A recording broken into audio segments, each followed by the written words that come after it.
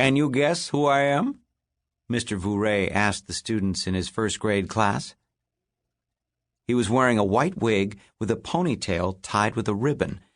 On top of the wig sat a hat with 3 corners. He wore short pants, showing long white socks. Shiny buckles decorated the tops of his shoes. Elvis Presley? Nate Hathaway asked. Mr. Vouray shook his head. I'm a king, but not the king of rock and roll, he said, grinning. Anyone else have a guess? King Tut? Brian Pinto said. Everyone laughed. Wrong period of history, Mr. Vouray said. And King Tut was 9 years old when he became king. Do I look that young? It was the last day of school, and warm in the classroom. Because of snow days, school was letting out late this year. A fan sat on Mr. Vouray's desk, but it didn't do much good. The windows were open, but there was no breeze. Give us a hint, one boy called out. Okay, I will, said Mr. Vouray. He pulled a stack of play money off the math shelf. He handed it to Bradley Pinto, who sat in the first row. Pass it out, and make sure everyone gets some, Bradley. Bradley walked down the rows, giving play paper money to all the kids. Does everyone have money? Mr. Vouray asked when Bradley was back in his seat. But it's fake, Brian Pinto said. We can't buy anything with it. Pretend, Mr. Vouray said. Then he pulled a box of prizes off the game shelf. Lucy, do you want to come up here and buy something with your money? Lucy Armstrong walked to the front of the class. She looked in the box. Can I buy those stickers? She asked.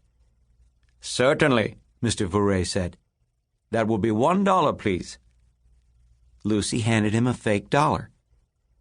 And $10 tax, please, Mr. Vouray added. $10 tax? Lucy said. That's a lot. Do you want the stickers, Lucy? Mr. Vouray asked. I guess so, Lucy said.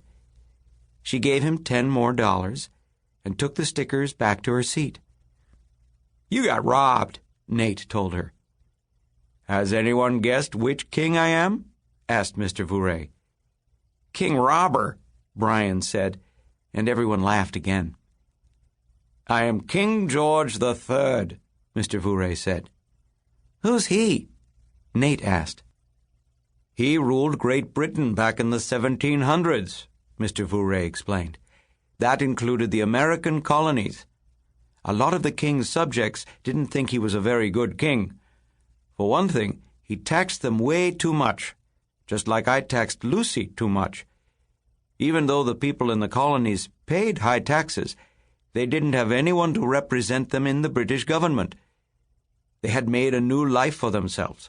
They had built homes, worked on farms, and started families. But even from far away, King George still tried to rule them. How could he do that? Lucy asked. He was a very powerful king, Mr. Vouray said. He had lots of money, ships, and men who could cross the ocean and keep an eye on the colonists. Finally, the colonists had had enough of King George. They decided to break away from his power.